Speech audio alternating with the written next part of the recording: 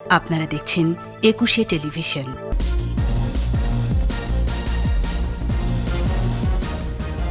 মুক্তিযোদ্ধাদের মাসিক ভাতা 20,000 টাকা ঘোষণা প্রধানমন্ত্রীর। গৃহ নির্মাণ সহ সব ধরনের সহায়তার প্রতিশ্রুতি। 22 ফেব্রুয়ারি আসছে টিকার দ্বিতীয় চালান। 8 সপ্তাহের ব্যবধানে দেয়া হবে দ্বিতীয় ডোজ। চতুর্থ দফায় ভাসানচরে আরও 2,000 রোহিঙ্গা। উন্নত আবাসনের জন্য যাচ্ছেন স্বেচ্ছায়।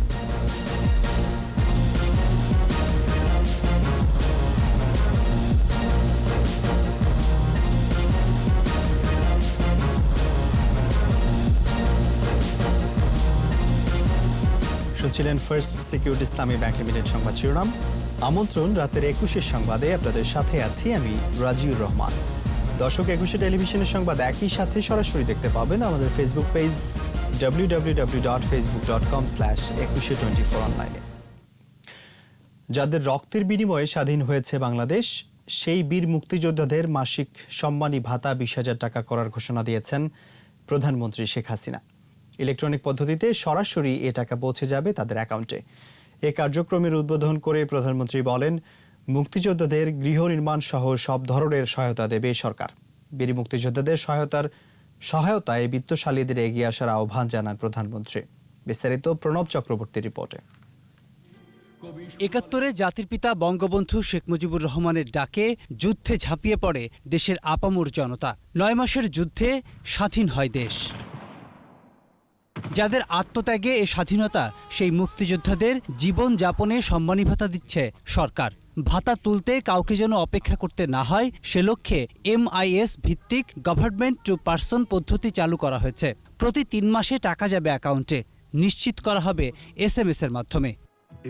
গণভবন থেকে এই কার্যক্রমের উদ্বোধন করেন প্রধানমন্ত্রী শেখ হাসিনা। বলেন, মুক্তিযোদ্ধাদের সর্বোচ্চ সম্মান দিতে প্রস্তুত সরকার। কাউকে অপেক্ষা করতে হবে না, কোথাও যেয়ে ধর্ণা দিতে হবে না, টাকাটা সরাসরি যা প্রাপ্য তার হাতে পৌঁছে যাবে। দেশের 1,68,000 মুক্তিযোদ্ধা ও তাদের পরিবারের সদস্যরা সম্মানী ভাতা গ্রহণ করতে পারবেন। মুক্তিযোদ্ধাদেরও মাসিক ভাতা 12,000 থেকে 20,000 টাকায় উন্নীত করার ঘোষণা দেন প্রধানমন্ত্রী। আমরা নিচের যে কয়টা স্লট আছে সেগুলি এক জায়গায় নিয়ে এসে আমরা 20,000 টাকা করেই মুক্তিযোদ্ধাদের ভাতা বৃদ্ধি করব। তবে এটা একটু করতে সময় নেবে, কারণ বাজেটে টাকা সব কিছু ব্যবস্থা করতে একটু সময় লাগবে, তবে এটা আমরা করে দেব। এবং সেভাবে আমি একটা হিসেব করেছি যে সাধারণ মুক্তিযোদ্ধা এবং তারপরে যারা আছেন 12,000 টাকা পান, এরপর আবার কেউ 15, কেউ 20, সেটা না করে সবাই 20,000 টাকা থেকেই সবাই পাবেন। আর উপরে হয়তো যারা বীরশ্রেষ্ঠ তাদেরটা একটু আলাদা থাকলেও বা বীর উত্তম তাদের আলাদা আছে। এ সময় মুক্তিযোদ্ধাদের সহায়তায় বিত্তশালীদেরও এগিয়ে আসার আহ্বান জানান শেখ হাসিনা। আজকে আমরা যে যা কিছু হচ্ছি, যত সম্পদ যে যা কামাচ্ছি, সবই তো তাদের অবদানের জন্য। সে কথাটা সবাইকে মনে রাখতে হবে। তাই যারা বিভিন্ন এলাকায় বিত্তশালী আছেন তাদেরকে আমি অনুরোধ করব যে বিত্তশালী কোনোদিন হতে পারতেন না যদি মুক্তিযোদ্ধারা যুদ্ধ করে দেশ স্বাধীন না করতো। কাজে আপনাদের যার যার এলাকায় যদি কোনো মুক্তিযুদ্ধ এরকম অবহেলিত থাকে, অবশ্যই আপনারা নিজের উদ্যোগে তাদের সমস্যাটা দূর করা, তাদের জীবনটা যাতে ভালো হয় সে ব্যবস্থাও নেবেন। পরে ভিডিও কনফারেন্সে বিভিন্ন এলাকার মুক্তিযোদ্ধাদের সাথে শুভেচ্ছা বিনিময় করেন প্রধানমন্ত্রী। প্রণব চক্রবর্তী, 21 টেলিভিশন, ঢাকা। রাজধানী সহ সারা দেশের টিকা কেন্দ্রগুলোতে বেড়েছে গ্রহীতার চাপ। ডায়াবেটিক্স, অ্যালার্জি, উচ্চ রক্তচাপ সহ অন্যান্য রোগ থাকলেও করোনার ভ্যাকসিন নেওয়া যাবে বলে জানিয়েছেন চিকিৎসকরা। আর অপপ্রচার উপেক্ষা করে টিকা নেওয়ার আহ্বান জানিয়েছেন বিশিষ্টজনেরা। এদিকে এই বিমান বাহিনীর মেডিকেল সেন্টারে সামরিক বাহিনীর সদস্যদের সাথে বেসামরিক নাগরিকদেরও টিকা দেওয়া হচ্ছে। অন্যদিকে 22 ফেব্রুয়ারি সেরাম ইনস্টিটিউটের টিকার দ্বিতীয় চালান আসছে বলে জানালেন বেক্সিমকো ফার্মার MD নাজমুল হাসান পাপন। বিস্তারিত সাইদুল ইসলামের রিপোর্টে। অপপ্রচার উপেক্ষা করে ব্যাপক হারে টিকা নিচ্ছেন সমাজের নানা শ্রেণী পেশার মানুষ। বাংলাদেশ বিমান বাহিনীর মেডিকেল সেন্টারে সামরিক বাহিনীর সদস্যদের সাথে সাধারণ মানুষকেও টিকা দেওয়া হচ্ছে। পরিপাটি ও সুশৃঙ্খলভাবে সেবা প্রার্থীদের ভ্যাকসিন দিচ্ছেন বিমান বাহিনীর বাসার বেইস মেডিকেল সেন্টারের সদস্যরা।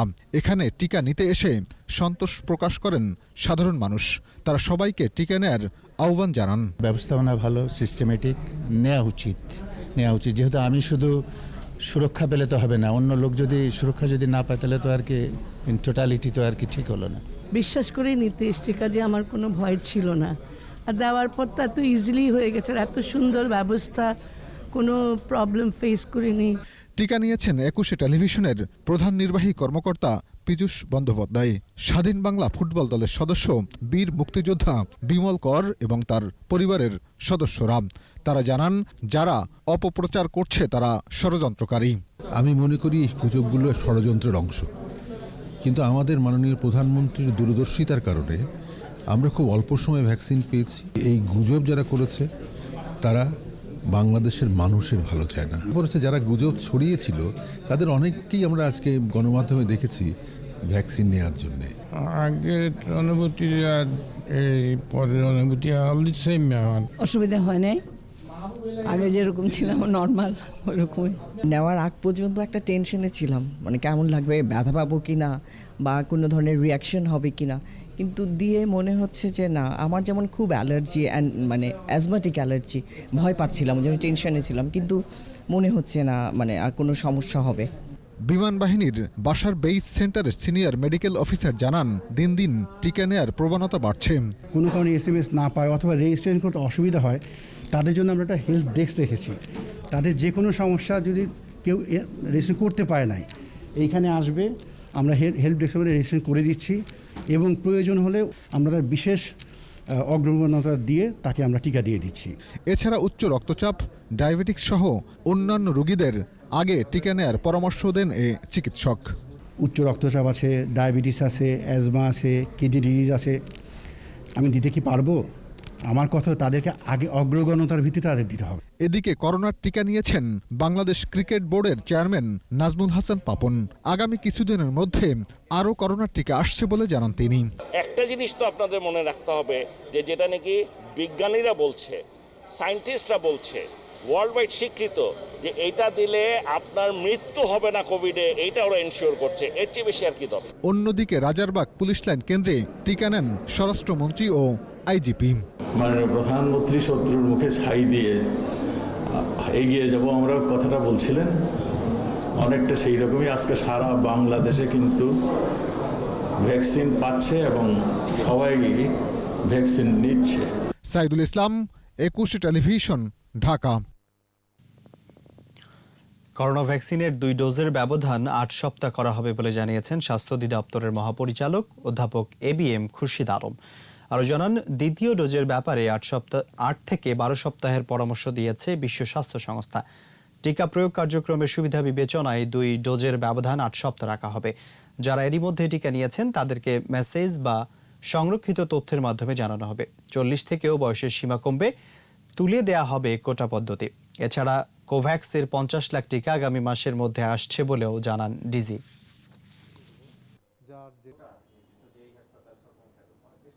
সবকিছু মিলে আমরা দেখেছি যে 8 থেকে 12 সপ্তাহের রিকমেন্ডেশন আছে।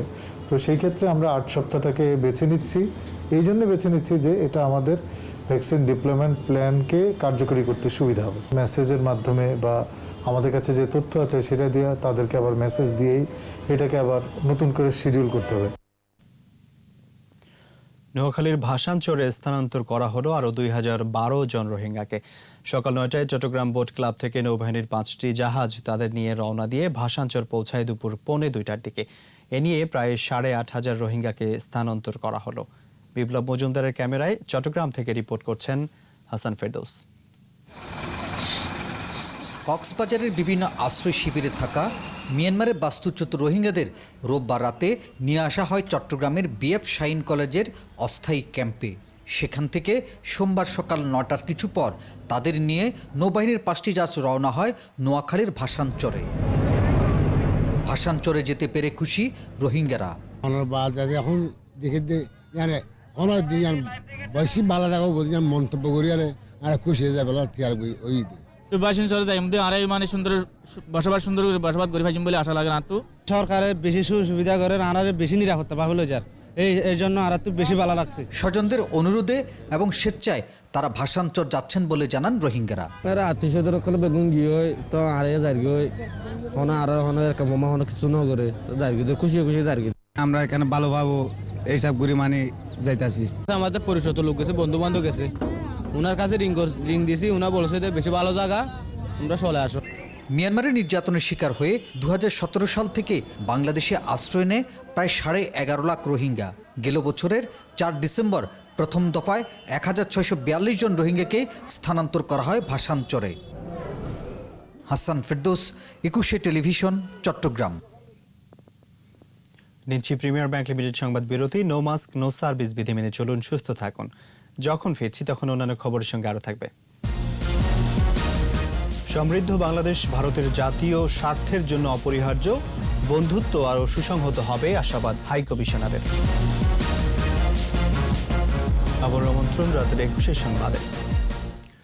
সমৃদ্ধ বাংলাদেশ ভারতের জাতীয় স্বার্থের জন্য অপরিহার্য বলে মন্তব্য করেছেন ঢাকায় নিযুক্ত ভারতীয় high commissioner Vikram Doraiswami. DCAB টকে তিনি বলেন, বাংলাদেশের সাথে সম্পর্ক খারাপ হোক, ভারত তা কখনোই চায় না। বাংলাদেশের সাফল্য ভারতের জন্য সবচেয়ে মঙ্গলের। এ নিয়ে কারো কোনো সন্দেহ থাকা উচিত নয় বলেও জানান দোরাইস্বামী। বাংলাদেশের সাথে চীনের ভালো সম্পর্ক ভারতের কিছু আসে যায় না বলেও মন্তব্য করেন তিনি। মোহাম্মদ নুরুন নবীর রিপোর্ট।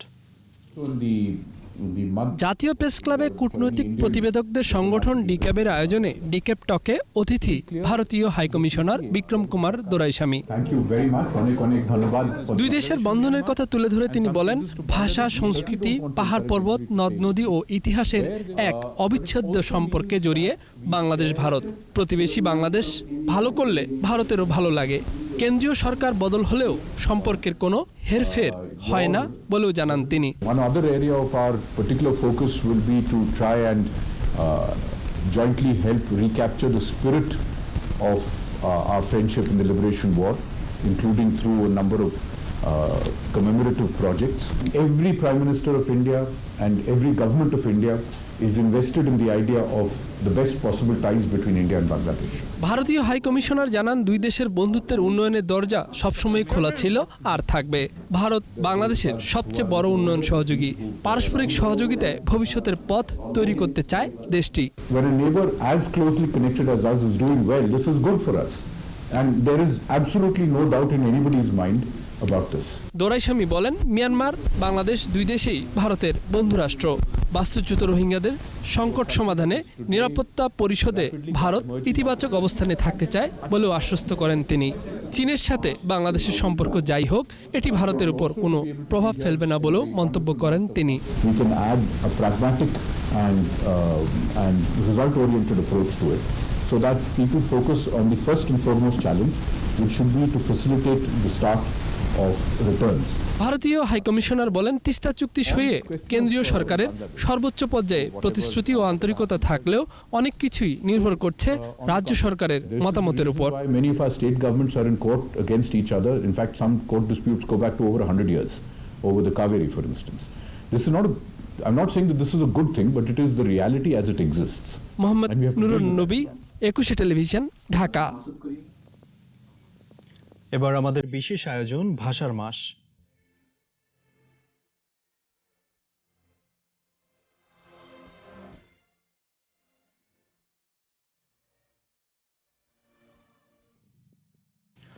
ভাষার মাসে ব্যতিক্রম এক পাঠাগার স্থাপন করেছে বঙ্গবন্ধু পাঠাগার। মোহাম্মদপুরের লালমাটিয়া পার্কে দেখা মিলল এই পাঠাগারের।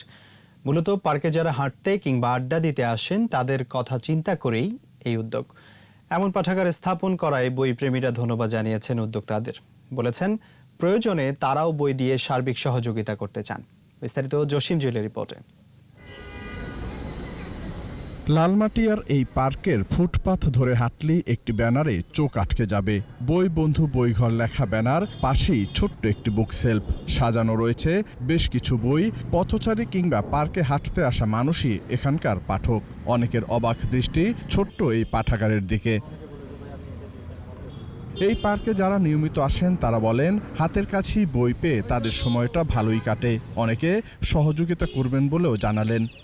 উদ্যোক্তারা অনেক ধন্যবাদ যে উদ্যোগ নিচ্ছে, কারণ আমরা সাধারণত চাকরিজীবী, আমরা ওই আসা যাওয়ার পথে যতটুকু সময় পাই মাঝে মধ্যে পড়ি, আর যখন সময় পাই তখন পড়ি, যখন সময় পাই না তখন তো বাসায় চলে যাই আর কি। সুন্দর একটা উদ্যোগ, এত ছোট একটা জায়গার ভিতরে এটা বিলিভ করা যায় না। আমাদের প্রত্যেকে এগিয়ে আসা দরকার। এবং আমিও ভাবছি যে আমার পড়া অনেকগুলো বই আছে বাসায়, এগুলো আমি এনরিচ করবো, যেন আমার এই লাইব্রেরিটা যেন এনরিচ হয়। তাদেরকে আমরা সহযোগিতা করব, আমাদের এটা আর একটু বড় আকারে হোক। এই ছেলে মেয়েগুলা যদি জানে যে এই উদ্যোগটা তারা নিচ্ছে, তাদেরকে আমি আমার পক্ষ থেকে অন্তঃস্থল থেকে ধন্যবাদ জ্ঞাপন করছি, এই কারণে যে তারা একটা ভালো উদ্যোগ নিছে। পাঠাগারের পাশেই বেশ কিছু চায়ের দোকান। ক্ষুদ্র ব্যবসায়ীরা জানালেন, দোকানে যারা চা খেতে আসেন তাদেরও অনেকেই বই পড়ছেন। মানুষ চা খাওয়ার সঙ্গে সঙ্গে কখনো বইও পড়ছে, তারপরে আগে যেমন ইয়া করতো, এখন মানুষ বই নিয়ে ব্যস্ত থাকে। গল্প গুজব করতো, এখন এসে বইটই পড়ে, চাটা খায়, নানান বই দেখে, পড়ে শোনে। বইবন্ধু সমন্বয়ক মহিউদ্দিন তোহা বলেন, তারা সীমিত আকারে এই পাঠাগারের কার্যক্রম শুরু করেছেন, পরিসর বাড়ানোর পরিকল্পনা আছে। পার্কের মধ্যে অনেক সময় আমরা অলস সময় কাটায় বসে থাকি, তো দুইটা জিনিস একসাথে করা, যে অলস সময়টা যেন কাটাইতে পারে, আর দেশের এবং আমাদের শহরের এবং এলাকার ভাবমূর্তিটা যেন উজ্জ্বল হয়। বইয়ের মাধ্যমে আমরা বাংলাদেশের মধ্যে একটা ইতিবাচক পরিবর্তন দেখতে চাই এবং বহির্বিশ্বের দরবারে বাংলাদেশটাকে বইয়ের দেশ হিসেবে পরিচিত করে দিতে চাই। ভাষার মাসে এই উদ্যোগ নেওয়া হলেও থাকবে সারা বছর জুড়েই। জসিম জুয়েল, 21 টেলিভিশন, ঢাকা। আবার নিচ্ছি প্রিমিয়ার ব্যাংক লিমিটেড সংবাদ বিরতি। নো মাস্ক নো সার্ভিস বিধি মেনে চলুন, সুস্থ থাকুন। যখন ফিরছি তখন অন্যান্য খবরের সঙ্গে আরও থাকবে। সৌদি আরবে বাংলাদেশি গৃহকর্মী আবিরন হত্যা মামলার রায়, গৃহকর্ত্রীর মৃত্যুদণ্ড। খবর আমন্ত্রণ রাতের 21 সংবাদ। সৌদি আরবে বাংলাদেশি গৃহকর্মী আবিরন বেগম হত্যা মামলার প্রধান আসামি সৌদি গৃহকর্ত্রী আয়েশা আল জিজানির মৃত্যুদণ্ড দেওয়া হয়েছে। রিয়াদের অপরাধ আদালত এ রায় ঘোষণা করেন। এছাড়া আলামত ধ্বংসের পাশাপাশি আবিরনের চিকিৎসার ব্যবস্থা না করার অভিযোগে গৃহকর্তা বাসেম সালেমকে 3 বছর 2 মাস কারাদণ্ড দেওয়া হয়। 2019 সালের 24 মার্চ সৌদি আরবের রাজধানী রিয়াদের আজিজিয়ায় গৃহকর্ত্রী নির্যাতনে নিহত হন বাংলাদেশি গৃহকর্মী আবিরন বেগম। এবার প্রবাসের খবর।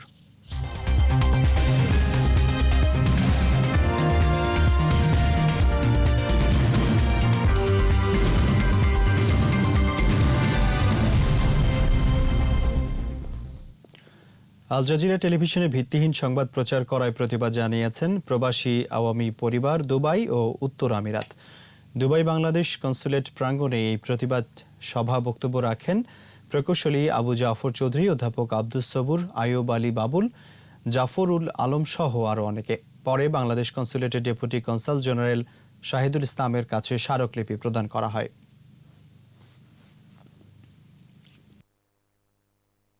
আর এর সাথে শেষ করছে রাতের 21 সংবাদ। যাবার আগে ফার্স্ট সিকিউরিটি ইসলামী ব্যাংক লিমিটেড সংবাদ শিরোনামগুলো আরও একবার। মুক্তিযোদ্ধাদের মাসিক ভাতা 20,000 টাকা ঘোষণা প্রধানমন্ত্রীর, গৃহ নির্মাণ সহ সব ধরনের সহায়তার প্রতিশ্রুতি। 22 ফেব্রুয়ারি আসছে টিকার দ্বিতীয় চালান, 8 সপ্তাহের ব্যবধানে দেয়া হবে দ্বিতীয় ডোজ। এবং চতুর্থ দফায় ভাসানচরে আরও 2000 রোহিঙ্গা, উন্নত আবাসনের জন্য যাচ্ছেন স্বেচ্ছায়।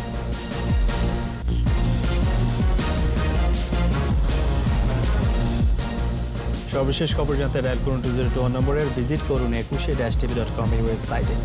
এছাড়া ফেসবুক লগ ইন করতে পারেন facebook.com/2124 অনলাইনে। 21-এর খবর দেখুন, 21-এর সাথেই থাকুন। স্বাস্থ্যবিধি মেনে চলুন, সুস্থ থাকুন।